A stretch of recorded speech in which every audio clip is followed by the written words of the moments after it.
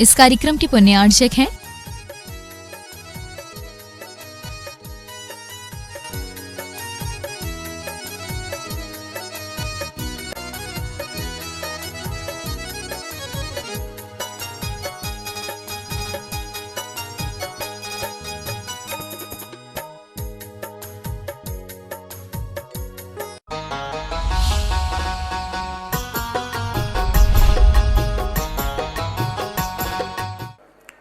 नमः सिद्धेभ्यः।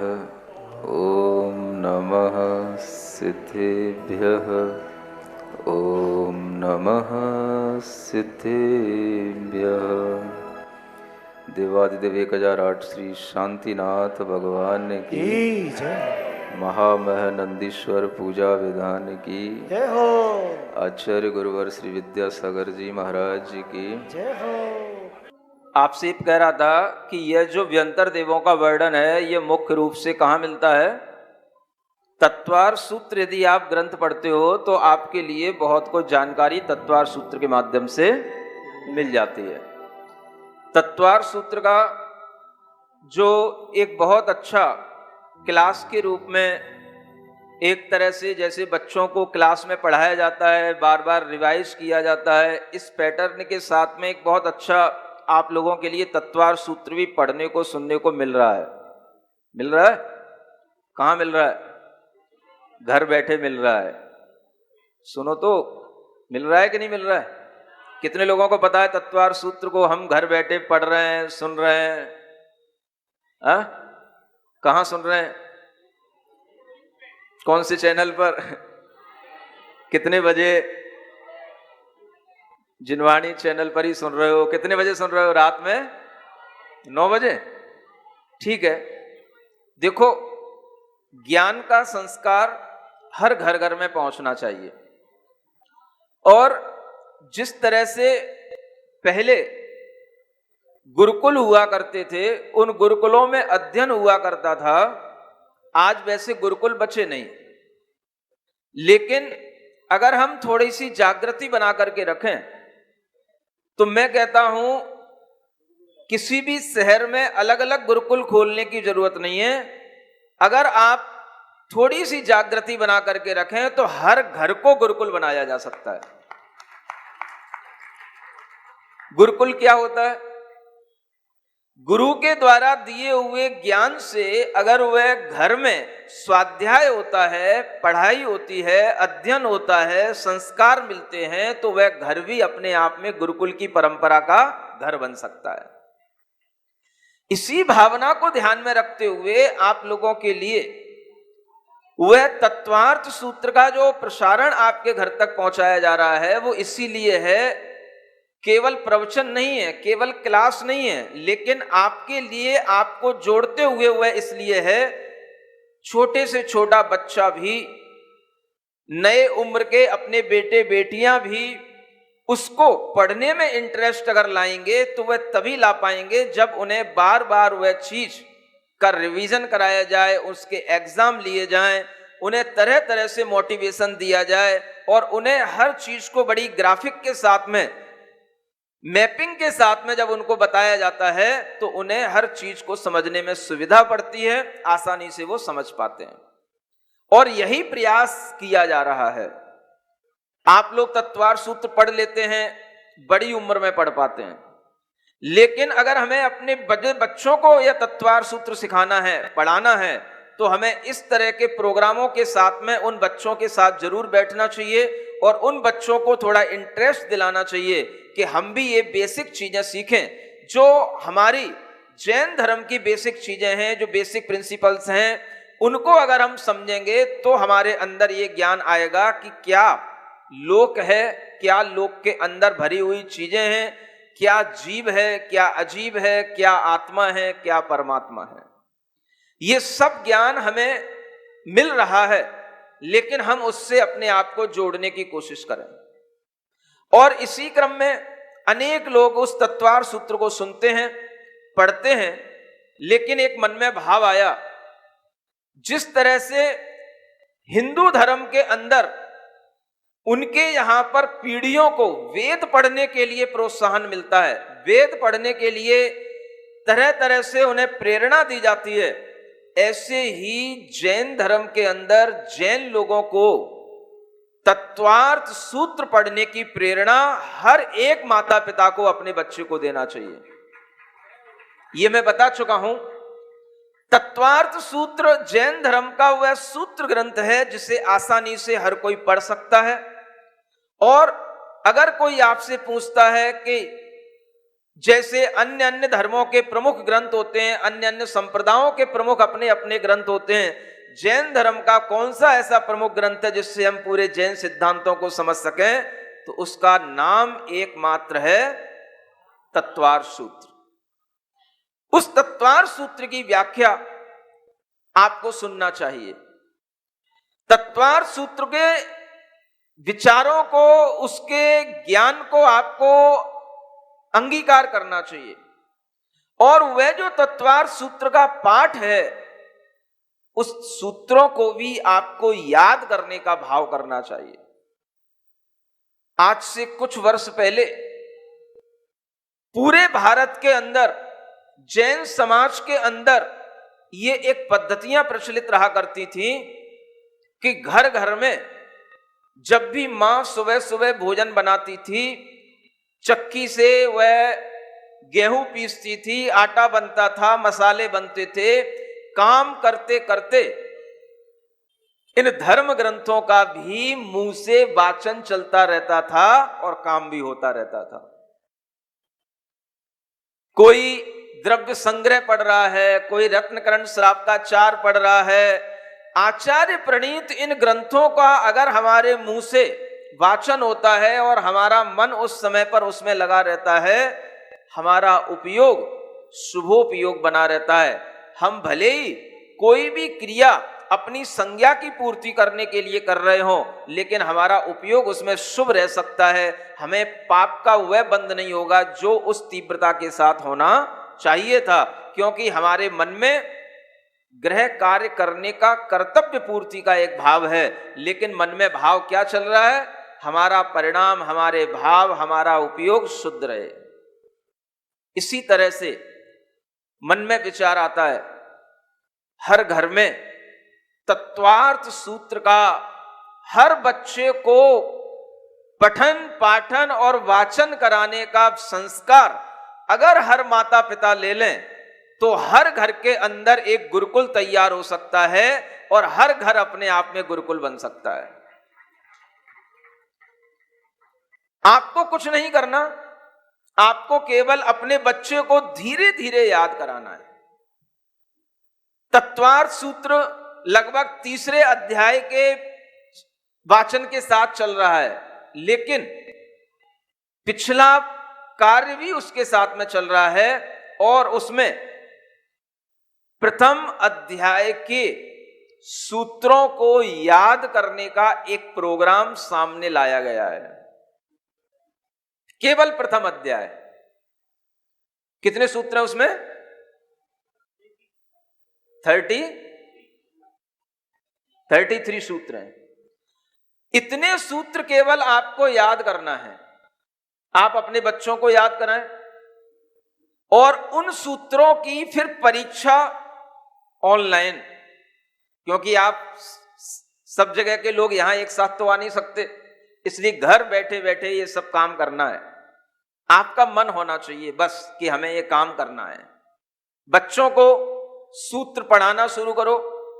बच्चों की उम्र के हिसाब से अगर वह सूत्र पढ़ने लग जाओगे, उनको वह सूत्र पढ़ाने लग जाओगे, तो आपको भी वह सूत्र पढ़ने का भाव आएगा, बच्चे भी पढ़ने लग जाएंगे। हम आपसे बता रहे हैं, इन आचार्यों के सूत्रों में इतनी ताकत होती है, इतनी विशुद्धि होती है कि इन सूत्रों के पढ़ने से बच्चों के ज्ञान के क्षयोपशम बढ़ेंगे और आपके भी ज्ञान के क्षयोपशम बढ़ेंगे। अगर आप चाहते हो कि बच्चा अच्छी स्मरण शक्ति के साथ में हमारा जीवन आगे बढ़ाए, बच्चे की स्मरण शक्ति, बच्चे के ज्ञान का क्षयोपशम अच्छा बना रहे, तो आप इन सूत्र ग्रंथों को बच्चों को मुंह जबानी याद करने की प्रेरणा दो। मैं आपको बता रहा हूं, इस चीज का कई जगह प्रैक्टिकल हो चुका है। जिन बच्चों को कुछ याद नहीं रहता था, उन बच्चों ने जब ये आचार्य प्रणीत सूत्र वाक्यों को पढ़ना शुरू किया, उनके ज्ञान के क्षयोपम बढ़े हैं और उन्हें हर तरह से अपने जीवन में सद्विचार, सदाचार, ये सब कुछ अपने आप उन्हें जीवन में जीने को मिला है। इसलिए हर व्यक्ति को हर घर में अपने बच्चों को ये प्रेरणा देना है, हमें केवल अभी प्रथम अध्याय के सूत्रों को मुखाग्र करना है। कैसे करना है? मुखाग्र समझते हो ना? देख के तो पढ़ना, सीखना, लेकिन याद कर लेना, इसे कहते हैं कंठस्थ विद्या। पहले कहा जाता था कंठस्थ विद्या अंतस्थ दाम, यही है बस अपने काम का काम। नहीं समझ आया? दाम वही काम आता है जो अंटी में रखा हो, और ज्ञान वही काम आता है जो कंठ पे विद्यमान हो। मोबाइल में है, किताबों में है, ये ज्ञान समय पे काम नहीं आता है। जब केबीसी में पहुंचोगे तो कौन सा ज्ञान काम आएगा? कंठस्थ विद्या। आपके लिए यह विद्या अगर कंठस्थ होगी तो वह बच्चा कहीं भी खड़ा हो जाएगा अपनी विद्वत्ता का परिचय देने के लिए, जैनत्व का परिचय देने के लिए, जैनत्व की गौरव गाथा का उसके माध्यम से अगर कहीं पर भी इस तरह से बखान हो गया तो समझ लेना आपके लिए उस पुत्र को जन्म देना, उस बेटी को जन्म देना सार्थक हो गया, जिसने कहीं पर भी किसी भी सभा में इन जैन आचार्यों के द्वारा लिखे हुए इन सूत्रों का वाचन कर लिया या इन सूत्रों की व्याख्या से किसी भी तरह का अपना कोई व्याख्यान प्रारंभ कर दिया। जब विद्या कंठस्थ होती है तो उसका अर्थ भी उन्हें धीरे धीरे आने लग जाता है। अगर आप बच्चों को सिखाओगे सम्यक दर्शन ज्ञान चारित्राणि मोक्ष मार्ग है, तो उन्हें हमेशा याद रहेगा सम्यक दर्शन ज्ञान चारित्र मोक्ष का मार्ग है। आपको बताने की जरूरत नहीं है कि संसार का मार्ग क्या है, वो उन्हें अपने आप दिखाई देगा। ये बाकी सब क्या है? संसार का मार्ग है। मोक्ष का मार्ग क्या है? तो सम्यक दर्शन ज्ञान चारित्र मोक्ष का मार्ग है। उनके मन में विचार आएगा कि सम्यक दर्शन क्या होता है, सम्यक ज्ञान क्या होता है। अगर वो आगे का सूत्र पढ़ेंगे, अपने आप उन्हें वह परिभाषा याद रहेगी, तत्वार्थ श्रद्धानम सम्यक दर्शनम। जब ये परिभाषाएं उन्हें कंठस्थ रहेंगी, कभी भी उनके स्मरण में आ सकती हैं। कभी भी उन्हें जब आंख बंद करने का, शांति से बैठने का भाव आएगा, उन्हें ये कंठस्थ विद्या स्मरण में आ जाएगी और उसी से उनकी आत्मा का कल्याण होगा। आत्मा का कल्याण मोह को बढ़ाने से नहीं होता, आत्मा का कल्याण ज्ञान को बढ़ाने से होता है। और ऐसे सम्यक ज्ञान की वृद्धि करने के लिए यदि आप तैयार हो जाएंगे, तो मैं कहता हूं घर घर में जो बच्चों की आज शिकायतें मिल रही हैं, बच्चे जिद्दी हो रहे हैं, बच्चे माता पिता की बात नहीं मानते हैं, बच्चे कुछ सुनना नहीं चाहते हैं, आप बच्चों को जब तक वो बच्चे हैं उन्हें जरूर इस तरह के ज्ञान से ओतप्रोत और संस्कारित करने की कोशिश करो। जो बच्चा बचपन में समझ जाता है वो बड़ा होकर के भी संभला रहता है, और जो बच्चा बचपन में नहीं संभल पाता वो बड़े में दुर्दांत हाथी की तरह निरंकुश हो जाता है, ऐसा आचार्यों ने कहा है। दुर्दांत हाथी जानते हो? हाथी जब अपने पूर्ण चरम दशा पर, अपने उन्मत्त दशा में होता है, तो उस समय पर उसे कोई कंट्रोल नहीं कर पाता। इसी तरह से जिन बच्चों के अंदर ज्ञान के संस्कार नहीं पड़े, जिन बच्चों के अंदर आचार्य प्रणीत वाक्यों के मुंह पर स्मरण नहीं हुए, उनके मुख से, उनकी जिह्वा से ऐसे वचन नहीं निकले, और जो बच्चे बचपन में अपनी माता पिता की इतनी भी बात नहीं मान पाए, वो बच्चे बड़े होकर के आपके किसी काम में नहीं आ सकते, आपके लिए परेशानी का कारण बनेंगे।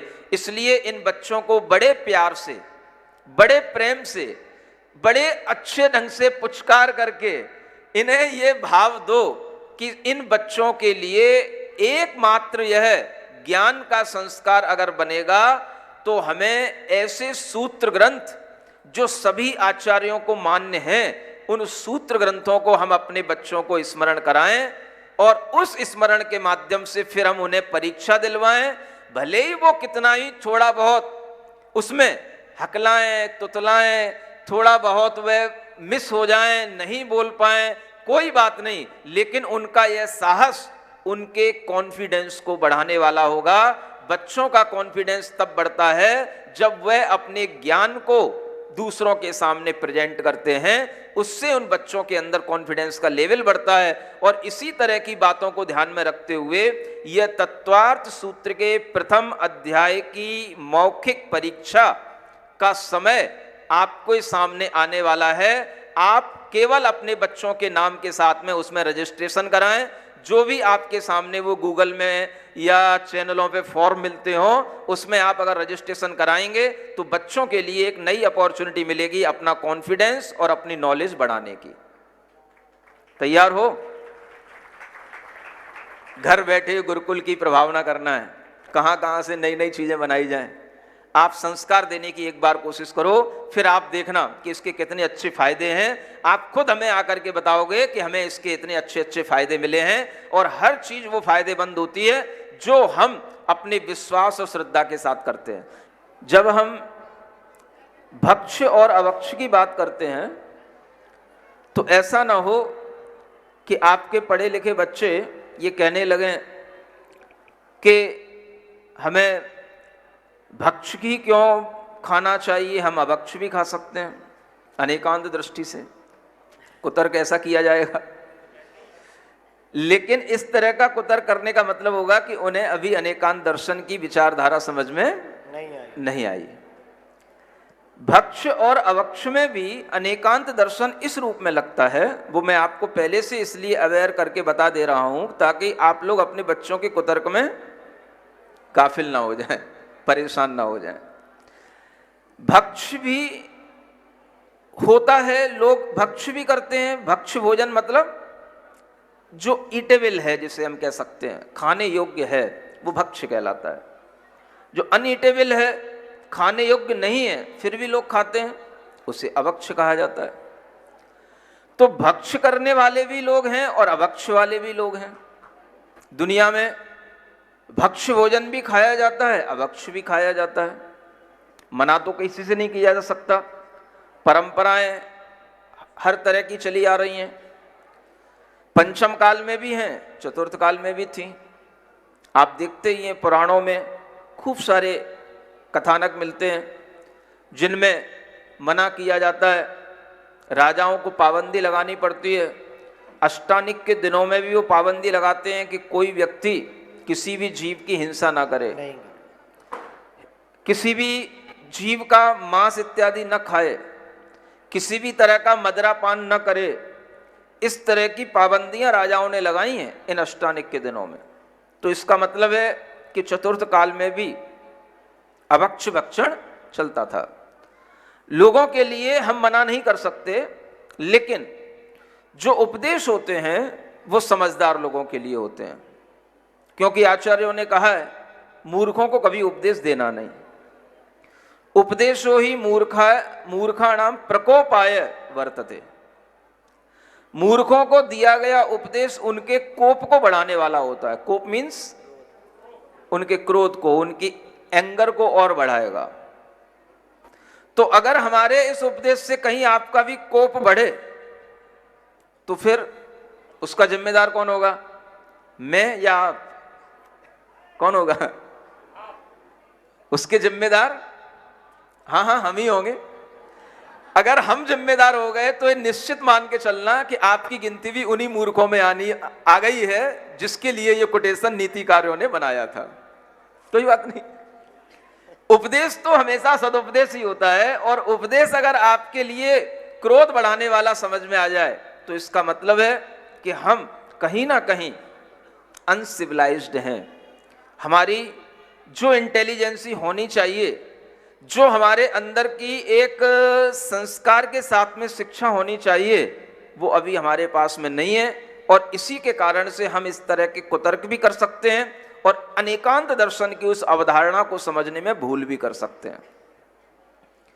भक्ष और अभक्ष का अनेकांत क्या?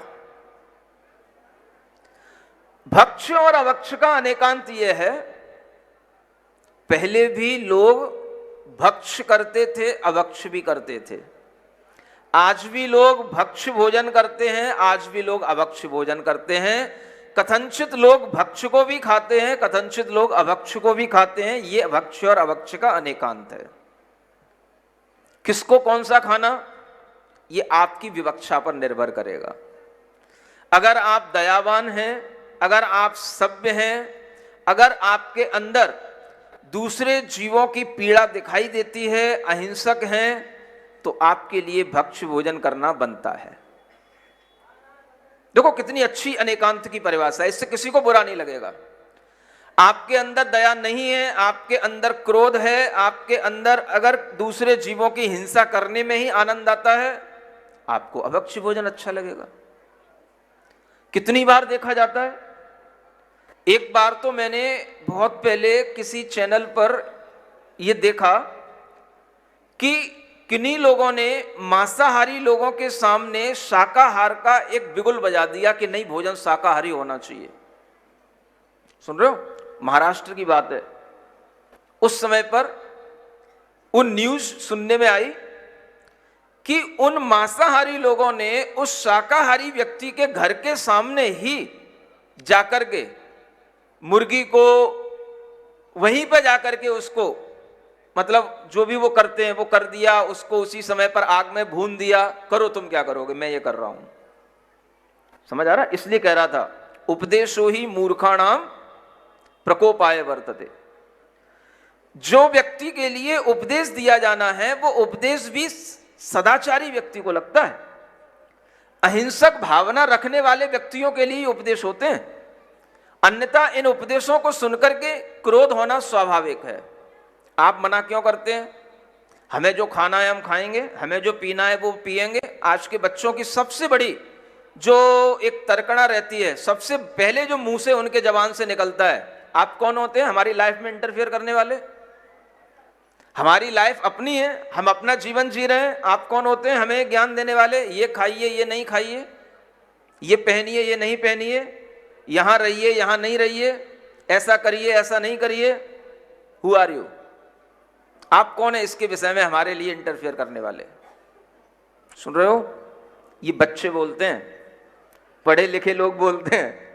और जब इन लोगों को हम पढ़ा लिखा कहते हैं तब हमें समझ में आता है कि ये पढ़े लिखे तो हैं, लेकिन ये कैसे पढ़े लिखे हैं?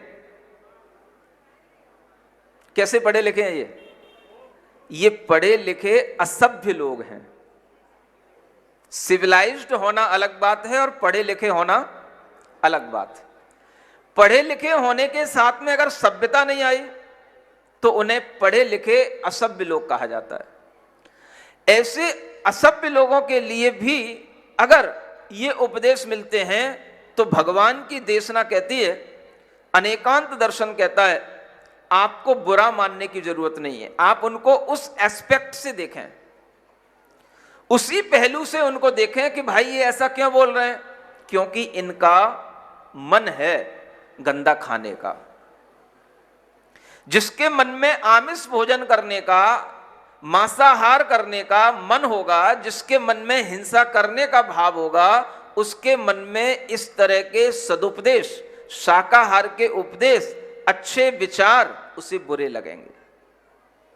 तो इसमें आपको बुरा मानने की जरूरत नहीं। देखो अनेकांत दर्शन कितना अच्छा है। आप ये देखो कि उसके अंदर ये जो भाव आ रहा है वो उसकी तीव्र कसाय के कारण से आ रहा है। इतनी कसाय कि वह किसी की हिंसा करके भी दुखी नहीं अपने आप को मान रहा है, इतना कसायवान है, खुश हो रहा है। उस कसाय की हिंसा की अपेक्षा से अगर हम देखें तो उसके अंदर अभक्ष भोजन करने का भाव आता है। ये विवक्षा आपको लगा लेनी पड़ेगी, और जब आप विवक्षा लगा लोगे आप शांत रहोगे। आप सोच लोगे, जो व्यक्ति जबरदस्ती मांसाहार करते हैं, गंदा भोजन करके गंदा पानी पीते हैं, तरह तरह की वाइन्स आदि जो शराब आदि होती हैं उनका भी सेवन करते हैं, ऐसे गंदे जो भोजन पान करने वाले व्यक्ति हैं, इनके परिणाम भी कभी अच्छे नहीं रह सकते हैं। इनकी कसाएं तीव्र हैं, लोभ इनका तीव्र है। ये अपने भूख को, उदर को शमन करने के लिए इतने जीवों की हिंसा करके संतुष्ट हो रहे हैं। अरे भूख को शांत करने के लिए तो शाकाहार से काम चल सकता था, फल फ्रूट से काम चल सकता था, लेकिन ये काम उन्हीं लोगों का चलेगा जिनकी कसाएं मंद हों, लोभ लालच जिनके अंदर कम हो, जिनके अंदर अहिंसा का परिणाम हो।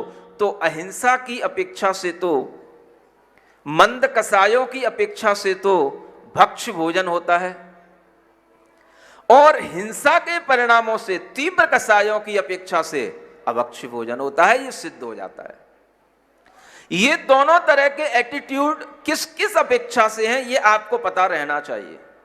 जब आपको ये पता होगा तो आप समझ लेंगे इसके अंदर की कसाय परिणाम ज्यादा हैं, और इतने भी कसाय परिणाम ज्यादा हो सकते हैं कि अगर हम किसी सामने वाले से मना करें तो वो कसाय परिणाम उसके लिए दो तरह से काम कर सकते हैं।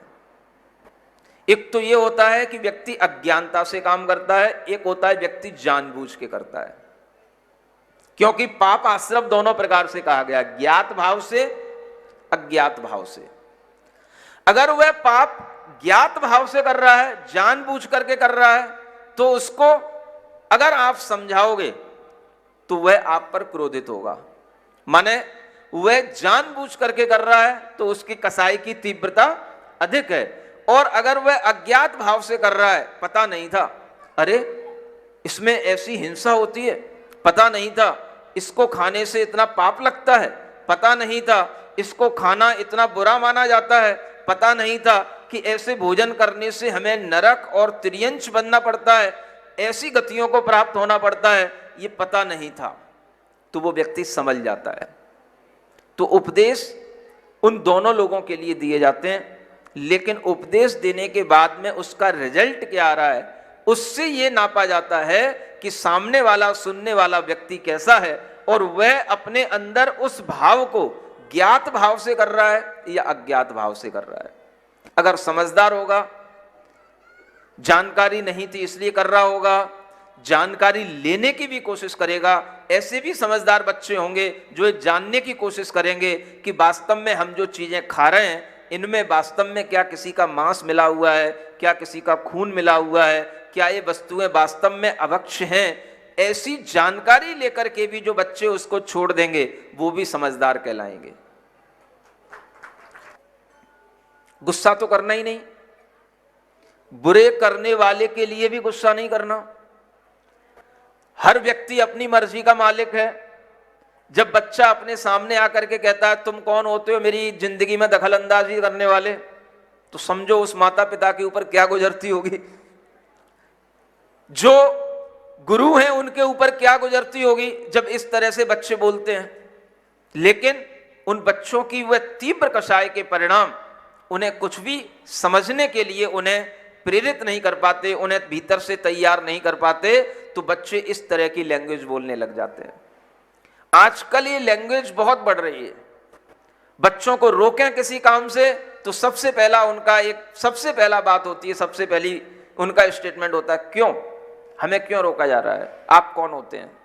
जब माता पिता से बच्चे ऐसा क्वेश्चन करने लगे आप कौन होते हैं, तब माता पिता को सोचना चाहिए कि हमने ये कहां गड़बड़ी कर ली, कौन सी स्कूलों में हमने पढ़ा लिया इन बच्चों को, कौन सी कॉलेजों में हमने बच्चों को पढ़ाने भेजा, जिसके कारण से आज बच्चा हमसे इस तरह का जवाब दे रहा है और वह बच्चा सुनना नहीं चाह रहा है कि गलत क्या है और सही क्या है। तो उस समय पर आपके परिणामों में शांति कैसे आएगी। अनेकांत के ज्ञान से हमारी कषाएं तो शांत होनी ही चाहिए।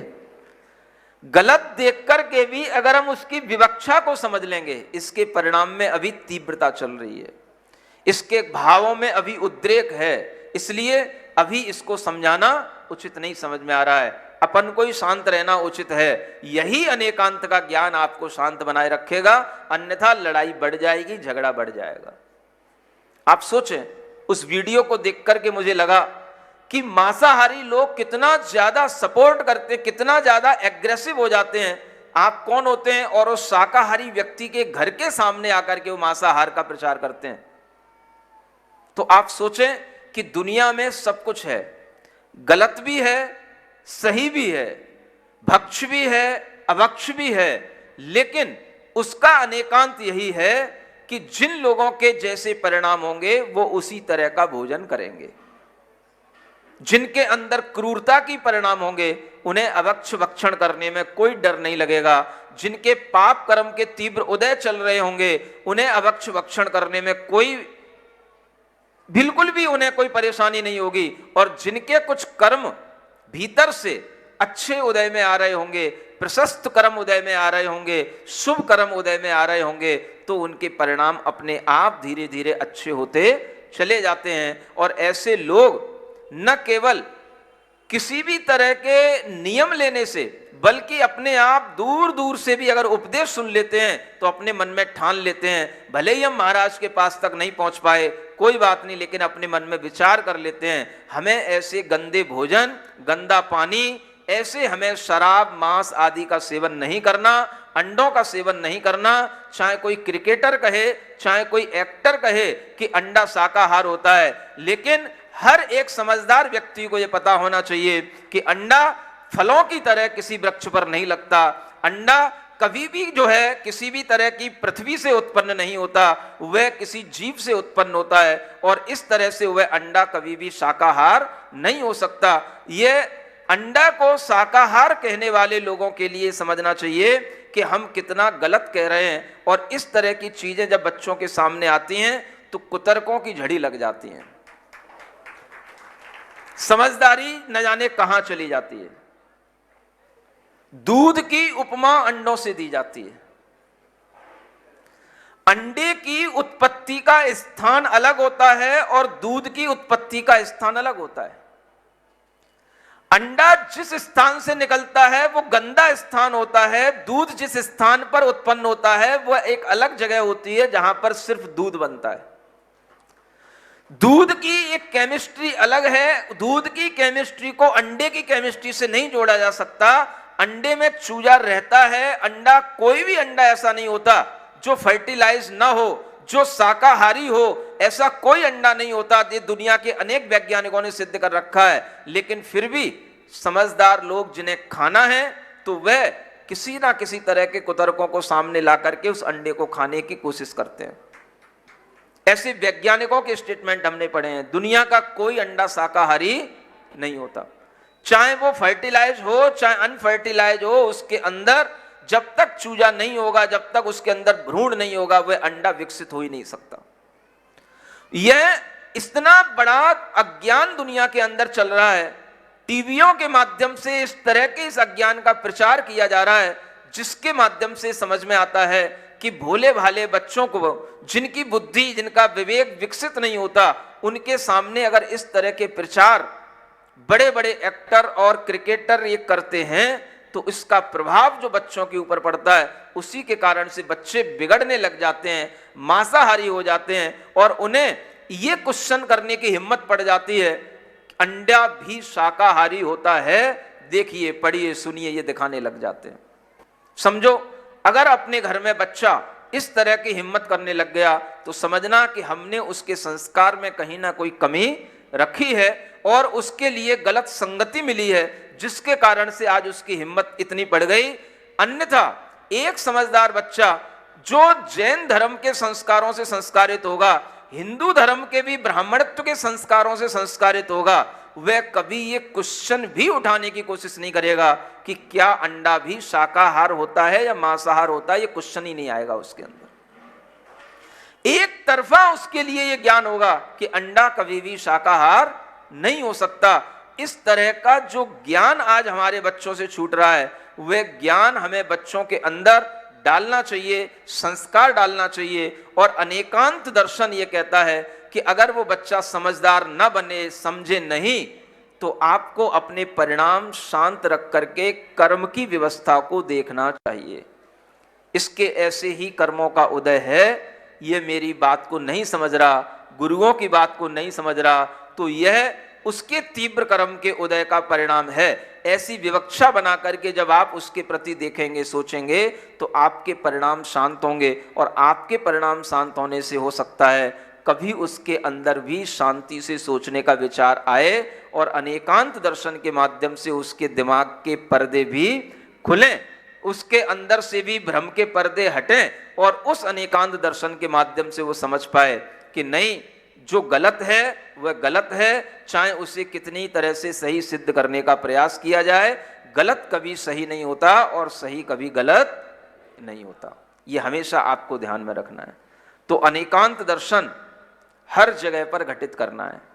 भक्ष करने वाले भी कथनचित लोग हैं और अभक्ष करने वाले भी कथनचित लोग हैं, लेकिन इसका अनेकांत ऐसे मत लगा लेना कि हमें भी कथनचित भक्ष करना चाहिए और कथनचित अभक्ष करना चाहिए। ये बताने के लिए आपको आज का ये उपदेश दिया।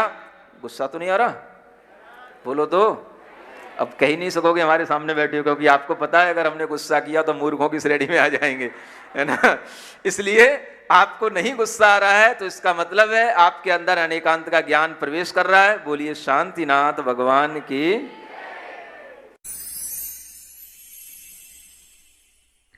सिरिजिणवाणी जग कल्याणी जग जन मदतम मोहरी जनमण हारी गढ़हर हारी जम जरा भव रोग हरि तिथ्य राणम दिव्य झुणिम जो पढ़ई सुनई मय्ये धारई राणम सौख मणंतम धर्य सासद मोक्ष पदम पावई सासद मोक्ष पदम पावई।